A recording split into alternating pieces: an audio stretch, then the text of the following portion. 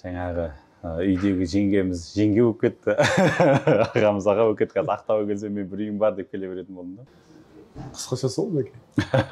Енді бәкеңмен дополнительно тағы да енді бұйырса рывок бергіміз келіп отыр. Латта товар жинамау керек деген инструментті қолдандым. Срок. Оны кейін айтамыз. Оны кейін айтамыз. Бәрін айта берсең де болмайды. Немен ауырып жүргенін өзіміз білмейміз ғой. Проблема сол жерде. Мына жерде ауырып жатырмыз да, ұйқы жоқ, күлкі жоқ. Ол жерде неге, мен де ойладым, неге Китайды таңдаған деп та. Бірінші баратқан кезде. Неге Дубайға бармақ деген сияқты. Ассалаумағалейкум достар. Бүгінгі тема қызық болайын деп тұр өзі. Жаңа ғана бір жігіттер бар, дос болып жүр, бизнеске айналып достықтан айырылады. Бір жігіттер бар, бизнестен досқа айналып кетіп, аға іні болып кеткен. Міне бүгін Марат ағамыз екеуміз осында бір жарым ай бұрын ғана біздер тек осындай бір шайға келіп, консультация алуға келіп, осылай бастап едік. Одан кейін Қытайға шықтық. Енді міне жаңағы үйдегі жеңгеміз жеңге болып кетті. Ағамыз аға болып кетті. Қазір Ақтауға келсем мен бір үйім бар деп келе беретін болдым да. Бүгінгі тема негізгі қызықты тема. Кеше біраз Қытайдан келдік қой. Қытайдан келгеннен кейін біраз адамның алдында не қалып қойды, жаңағы ушу әңгімелер. Сол жерден уже біздер не істедік? Жаңа айтады, неге сен Қытайды мақтай бересің, неге сен жаңағыдай өзіңнің еліңді көтермейсің деген сияқты әңгімелердің бәрі шығып кетті. Соны бүгін біраз талқылап, өнерлеп, тәпсірлеп берейік деген оймен Марат аға сізді шақырдық.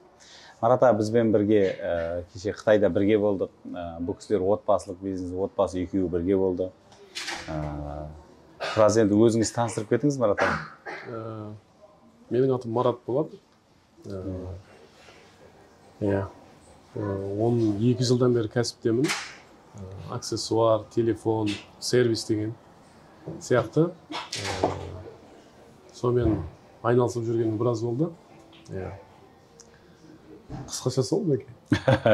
Енді бәкеңмен дополнительно тағы да енді бұйырса рывок бергіміз келіп отыр, Құдай қаласа. Негізі мынандай ғой, жаңағы врачтың алдына келеді ғой. Сол кезде сұрайды ғой, врач бірақ сұрақ қояды ғой. Қай жерің ауырып тұр деп, что болит деп. Негізі Марат аға, енді мені сіз Инстаграмнан білесіз, негізі? Инстаграмнан білесіз. Не түрткі болды негізі? Осы менімен о баста бір шай ішеміз деуге не түрткі болды, примерно? Бәкеңмен түрткі болған себебі, былай айтқанда қазір біздерде қазақша форматта, тренерлер жоқ бәке. Мысалға 10 сөз айтады, енді қазақша аудиторияға келсек, 10 сөз айтады, оны 10 сөзді отырғызып, өзіңе переводтап, миыңа қондырып шегелейім дегенше 8 кетіп қалады. Бәкең 10 келді ма, 10 тек кәдімгі 10 шегеленіп отырады. Инстаграм өзінен? Инстаграмның өзінен бәкең деген мен айтып отқан инструменттен үшеуін қолдандым. Сразу автоматым. Қандай инструмент қолдандыңыз? Canva дейтін инструментті қолдандым. Canva, Складта товар жинамау керек деген инструментті қолдандым. Срок. Үшіншісі, енді ол пока секрет. Оны кейін айтамыз. Оны кейін айтамыз. Бәрін айта берсең де болмайды. Аллаға шүкір.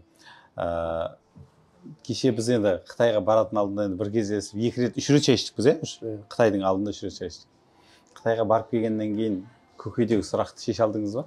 Қытай не берді сізге? Целым Қытайды алатын болсақ, не берді сізге? Негізі мынандай болады екен бәке. Адам белгі неге дейін ақшасын жинайды өзінің. Сосын өзінің ішінде жүрген миында, шырмауықта шырмаланып, қай жерге басын деген ана жерге соғады, басын мына жерге соғады. Ол үшін өзінің ішіндегі көкейіндегі өзіңіз айтасыз ғой, алай дүлей деп соны таба алмай, басын ана жерге соғады, басын мына жерге соғады. Бәкеңмен бірге бардық Қытайға. Сол вопросты шештік қой. Аллаға шүкір. Іштегі вопросты. Мен всегда айтамын ғой, не деп. Біз қазақтар дейміз ғой, біздің өзіміздің кәсіпкерлер, біз аш емеспіз да. Негізі біз аш емеспіз. Қазір өзі бір бизнес менің өзімнен, өзі офтынан өткен бір өзім тұжырымым бойынша 3 этаптан өтеді екен да бизнесмендер. бірінші кәсіпке кірген кезде біз аш болып келеміз. Ең бірінші есіңізге алсаңыз, ана мен хотя бы айына бір 500 мың теңге, 1 миллион теңге тапсам ол жетеді деп кіреміз да. Өйткені неге айлықтан мынаған өтеміз ғой біз. Аш болып кіреміз. Екінші, біз армандарымызды орындай бастаймыз. Енді 1 мен 2-нің ортасында көп адам қалып кетеді екен да. 1 мен 2-нің ортасында. Неге? Өйткені мысалға біреулердің күйеуі қайтыс болады, біреулер ажырасып кетеді. Бір әйтеуір тығырыққа тіреледі ғой, жерге ана плинтустың адресін тауып алады. Содан скачок жасайды да. Бұл скачок жасап болғаннан кейін адамдар не істейді? Бір уровеньде уже стеклянный потолок дейді ғой. Сол жерде қалады ғой, уже смысл кете бастайды да. Вроде машинаң бар астында, вроде үйің бар, бала-шағаң бар, әйелің бар, но бірақ сен, короче, зомбисің ғой. Ана әйелің бірдеңесі отыршайтын істеп қоясың, бір міндет жатқан сенікі да. Сол сияқты екінші этапта осы 1 мен 2-нің ортасында көп адам қалып қояды екен да. Екінші этап. Енді үшінші этап не дейтін болсақ, үшінші этап ол именно біздер осы өмірге келдік қой, Алла тағала әр адам жаратты.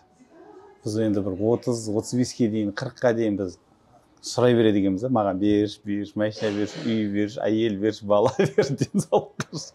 Ал енді оның ішінде уже 1-2% адам дейміз ғой, великий адамдар, олар не істейді, мен не бере аламын деп айтады екен.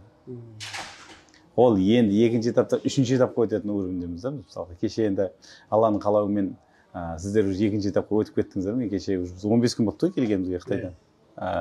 Қарап отырсақ, уже мен сіздерге қарап кеше рахаттандым да. Мысалы жұбайыңыз екеуіңізге қарап, жеңгеміз екеуміз, ана күн Әбекең бар, біздің Емба бар, Баян бар. Осылай қарадым да, сіздерге қарап уже риза болдым да. Мен сосын бір жағын айттым, Алла тағалам, мыңда бір шүкір. Кішкене болса да елдерге көмектескен екенмін. Енді давайте біз всегда былай айтамын ғой, негізі Бали, кеше Жорық, Қытай дегеннің барлығын не үшін алдық дейтін болсақ, ол жерде любой адам физика мен математиканы біледі. Любой адам. Мысалы, сотканы ашыңыз, ішінде калькулятор бар да. Дәріс есептей аласың, мысалы, 100 теңгеге зат алдың, 150 теңгеге саттың, 50 теңге сен қалдыңыз. Енді не істейсің, мысалға, услуга болса, 10 адамды алдың, 10 адамға видео түсірдім, мысалға, 10 адам ақшасын алдым, болды, бақыттымын дейді да. Бизнесте біз бәріміз уже физика, математиканы білеміз де, бірақ кәдімгі жаңағыны айтады ғой, қазір біздер психосоматическое заболевание дейді да. Осы мысалға біздер немен ауырып жүрген өзіміз білмейміз ғой. Проблема сол жерде. Мына жерде ауырып жатырмыз да, ұйқы жоқ, күлкі жоқ, вроде бәрі бар, логиканы қоссаң дедіңіз ғой, бәрі бар, но бірақ алай дүлей там, үйде гармония жоқ, береке жоқ да. Вот мен бұны береке деп айтамын да. Мысалға анандай нәрсе бар да.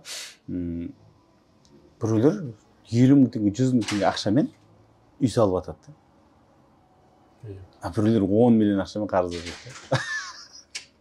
Береке деген осы жерде жатыр екен. Береке деген не? Мысалға, былай алған кезде, осы кешеде болды осы. Көп адамдар былай енді жалқау деп айтамайды екенбіз да. Мен бұрын бірінші кезде ойлайтын жалқаумыз деп ше. Жалқаумыз деп. Жалқау деген жоқ екен бізде. Неге? Өйткені азында ұйқыдан тұрдың, тірлігін жасап жатсың ғой. Кәсібін жасап жатсың, жүгіріп келесің, былай жасап жатсың, но бірақ конечный итогі бірдеңе жетіспей тұр да. Яғни жалқаулық емес, бізде береке болмай қалған екен да. Ал енді береке деген қайдан шығады? Біздің шынайы жүрегімізден шығады, шынайылықтан шығады екен. Мен қазір уже соңғы неде только шынайылыққа қатты көңіл аударып жатырмын да. Өте дұрыс. Шынайылық деген сөз, ана сен 100% уже мойныңа жүк ала аласың. 100% мысалға сотрудниктерің үшін жүк аласың. 100% отбасың үшін жүк ала аласың. Мен всегда айтамын да, қазір мысалға біздің Қазақстанда еркектер жоқ. Неге? Үй отбасының берекесін 98% ұстап тұратын, бақытты ұстап тұратын ол отбасын әкеледі екен да. Еркек кісі. Ер адам. Ер адам өзінің мойнына жүк ала алмай ма? Ер адам өзінің бойына бір қасиеті болмай ма? Ана диванда жатып 1000 рет сөйлей берсін. Но факт әйел жұмыс істеп жатыр да. Ана менде Алматыда бір жігіт келіп, былай айтады да. Мен, короче, өзім икигайым таппай жүрмін дейді да. Ана жігіт ше. Мен айтамын, икигай деген не? Мен өзім любимый жұмысым таппай жүрмін дейді. Соны тұрамын да, мен айтамын, давай, немен айналысасың? Астында бір ескі бір машинасы бар екен. Үйінде жатыр да анау. Машина кредитке алып алған. Мен айтамын, келіншегің немен айналысады десем, келіншегім ана мешіттің алдына барады да. Мынандай мешітке сататын заттарды сатып жүр да. Күніне 5000, 7000 теңге ақша табады. Сонымен келіпті. Сосын айтады да, неше қызың бар? балаң бар десем, 3 қызым бар дейді. Мен тұрамын да айтамын, братан, саған қандай икигей керек? Сорлап қалғанда сен просто үйіңде ана бала шағаңа 3 қызыңа қандай примерсің деймін да. Қандай примерсің? Рода саған мен айтамын, лучше сен ақшасы бар урод бол деймін да, чем ақшасы жоқ красавчик болғансың. Саған икигей керек емес, саған просто алу керек та, еңбек етуді үйрену керек деймін да. Астында майшаң бар ма, ескі майша ма, значит сен просто ал да, доставкамен айналыс. В чем проблема? Яндекске тіркеп. Таксовать ет дейсің. Таксовать ет. Мен айтамын, сен ұялмайсың, ана 3 қызыңнан. Вот бізде еркек жоқ та. Мойны жүк ала алатын еркек жоқ. Сол үшін қазір мысалы ажырасу да көбейді. Сол үшін біз мысалға әйелдер еркекті бағаламай қалды да.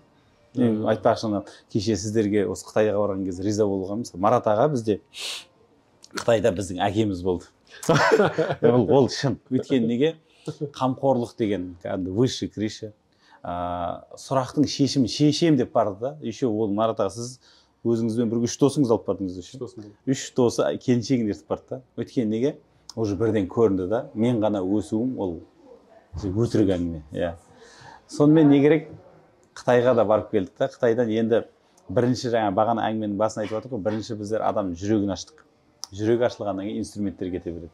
Енді қараңыздар достар, кеше біреулер айтып жатыр маған. Короче, мынандай не дейді да? Неге сен Қытайды байытып жатсың? Неге сен Қытайды айтады? Братан, қалай айтсаң да ол бізден 70 жыл алдыға жылжып кетті. Енді бізге бір-ақ нәрсе қалды да, олардан идеяны ұрлап әкеп өзімізге производстводан қойды. Болды. Енді давайте бизнес тілінен Қытайдан не алып келдіңіз? Өзі Қытайдан, вообще, целым, Марат. Бизнестен өзіңіздің неңізді айтыңызшы. Бизнестен мен бәке қазір енді уже бәкең берген инструменттерін уже қолданып бастадым. Жүріп жатыр. Шүкір. Бұйырса бір 3-4 инсайтыңыз айтыңыз да, мысалға бізде точно не керек қой, былайша алғанда. 3-4 инсайт, вообще целым Қытай жөнінде сізге картинка, берілген картинка ғой. Ең бірінші мен мынаны айтайын, эмоциямды. Біздер бардық та сразу ол жерде неге, мен де ойладым, неге Китайды таңдаған деп та. Бірінші баратсан кезде. Неге Дубайға бармақ деген сияқты. Бәкең қасында кім айтатын бар ғой? Ермек айтатын. Әр қаланың өзінің бір жаңағыдай аурасы болады деп. Мен ол кезде түсінген жоқпын. Барған кезде великий стенаны көрген кезде, сол жерде адамдардың пробкасын көрген кезде, сол кезде түсіндім. Жаңағыдай бір ана жерде бір миллиардный жаңағыдай бір. Соның өзі уже деген бір инсайттардың инсайты десек те ма, или қалай білмеймін. Сондай. Короче, ана жаққа барған кезде сіздің мына жақта патологыңыз ол жақтың плинтус екенін түсіндіңіз ғой. Анау кафені $60 миллион бермеді деген кезде ойлап қалғансыз. $90 миллион деді ма? Иә. Ана кафенің состояниесі енді былай қарасаң бүйтіп жаңағыдай ол трэш сияқты болып жатыр, но центре города Шанхайда тұр. Но бірақ ценасы өсіп кеткен. Еще бәке біздерге не көрсетеді ғой, андай менің еще документім бар еді, қағазым, что жаңағы снос болмайды, не болмайды деген. 50 жылға ма 60 жылға жаңағыдай несін көрсетеді, біздерге снос болмайды деген. Қытайда мен не алдым? Қытайдан масштабты көрдіңіз бірінші? Бірінші масштабқа өттім. Бірден келе салысымен уже компанияңыз жеңшем екеуміз X3 еще өзіңіз уже басқа жолға келіп кеттіңіз, иә? Қазір уже келдім, сразу проект бұйырса бастайын деп жатырмын. Жолдасымға да давай бүйтейік, давай сөйтейік деген сияқты проекттерді көрсетіп, бәкең берген инструменттерін қолданып бастадық. Инсайт опа деген ойыңызға келгенді айтыңыз да. Өйткені біз ойға ерік берсек, іштен шықпай қалады ғой. Мысалға бірінші масштабты көрдіңіз. Тағы не көрдіңіз? Бірінші масштаб болды. Қазір менде ойыма түспей қалды айтқан кезде. Мысалға қазір енді былай нәрсе да. Қытайға екінші рет жүр десе не үшін баратын едіңіз? Екінші рет мен айтамын, мәке кеттік жүр Қытайға деймін. Не үшін баратын едіңіз? Бұл жолы уже не үшін баратын? Оған дейін түсіндік, что бизнес инструмент алатыныңызды түсіндік. Мен ең бірінші барған нем, мен жүректі аштым, былай айтқанда. Жүрекпен миды аштым. Жаңағы семейный айтамыз ғой енді, обстоятельства дейміз ғой. Ең бірінші соны алдым мен. Бұл жерде мен всегда айтамын ғой, елім түзелсін десе бесігің түзе деп. мысалға Қытайда ол даже мен үшін үлкен сабақ болды да.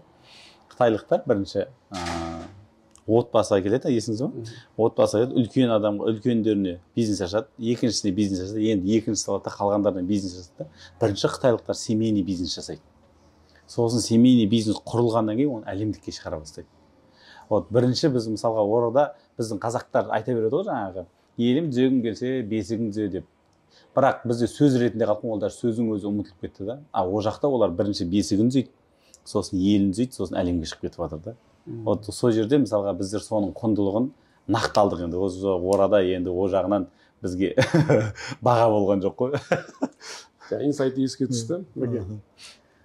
В общем, ақшасыз ресторан деген сияқты. Енді бар сондай. В общем, ақшасыз қалай ресторан бастаймыз деген сияқты.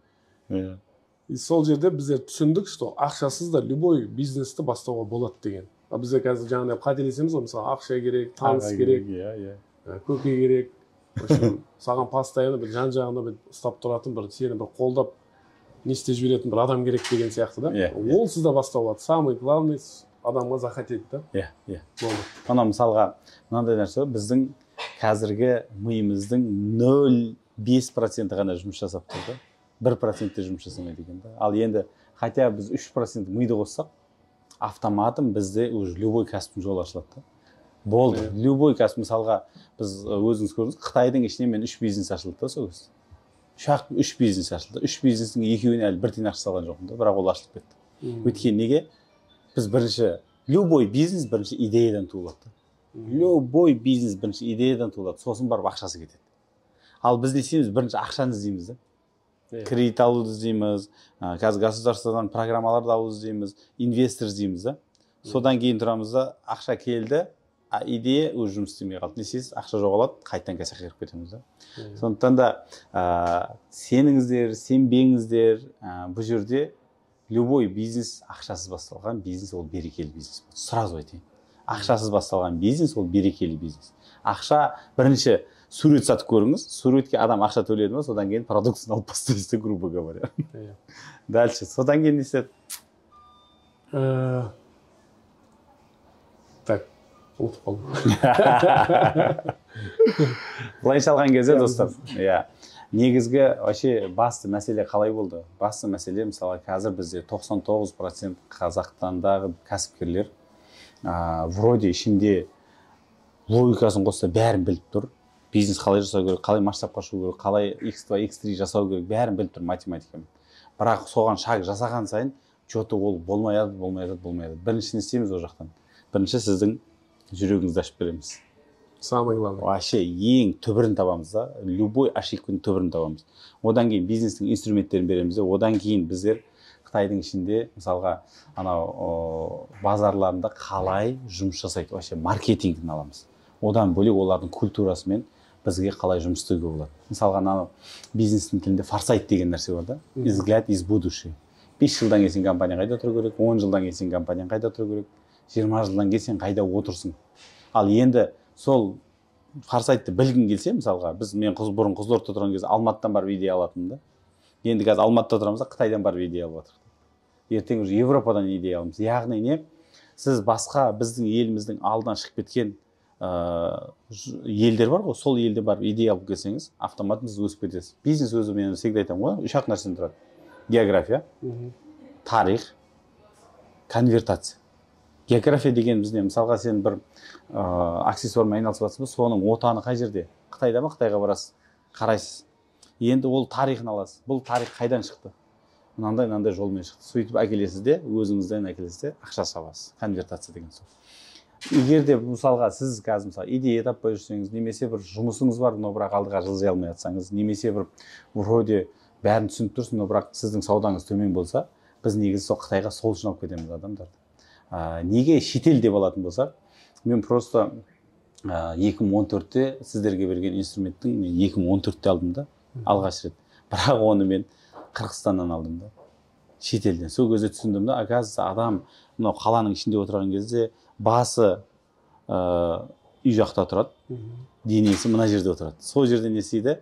Біздерде уже полноценный не болмайды. Ана жақта біз не істейміз? Басында, теласында, соткасында бәрін сол жаққа қоямыз да, бірінші фокустың бәрін бірінші командамен сонда основной вообще түбірін табамыз да. Чем прикол вообще, не үшін мен әлі бай емеспін деген сұрақтың түбірін табамыз.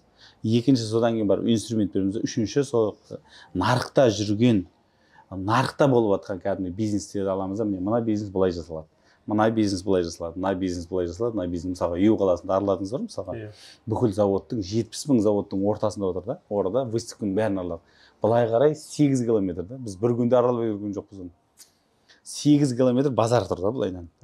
Вот соның барлығы ол просто 70 мың заводтың выставканың орталығы ол болды. Сондықтан да достар, бұл жерде айтайын деп жатқаным, басты мәселе, егер де кәсібіңді алдыға жылжытқың келсе, егер де өзің тұлға ретінде өскің келсе, егер де отбасыңда бақытты болғың келсе, онда біз осы инструменттердің бәрін шетелде беріп жатырмыз. Болды. Қазақстанда әлі беріп жатқан жоқпын мәге. Өйткені кеше даже сізден бір кісі келді ғой бүгін азында кездесім, шай іштім ғой. Бір жарым сағат оттым ана жерде. Бір жарым сағат мен оған түсіндіре алмадым да, что мына жерде проблема бар деген. Ол ана кітапқа жатып алған кісі екен да. Ботаник та кәдімгідей. Ана мен кітаппен ұрады да. Мен айтамын, практикада басқа әңгіме. Ана жаққа не бересің, мен айтамын, тренировать етемін. Мен ана жақта ештеңе бермеймін саған, бірақ тренировать етемін. Сен келгеніңе точно өзгеріп келесің деймін ғой. Ол айтады да, блин, анау кәдімгідей кітаппен логика ғой. Біз не істейміз, мынаумен ғана ойлаймыз да. Любой бизнес бірінші кітаппен басталған жоқ қой. Сіз өзіңіз, любой адам кәсіпкерді алыңыз. Бірінші бизнес бастан қалай бастады? Тұрдыңыз да бастадыңыз, идеядан бастады. Ал енді тұрып бастау үшін сіздің бойыңызда, мысалы адамдардың бойына қазір әлемде ең қымбат нәрсе ол не? Энергия. Адамдарда қазір бойында энергия жоқ, жалқаулық емес, энергия жоқ.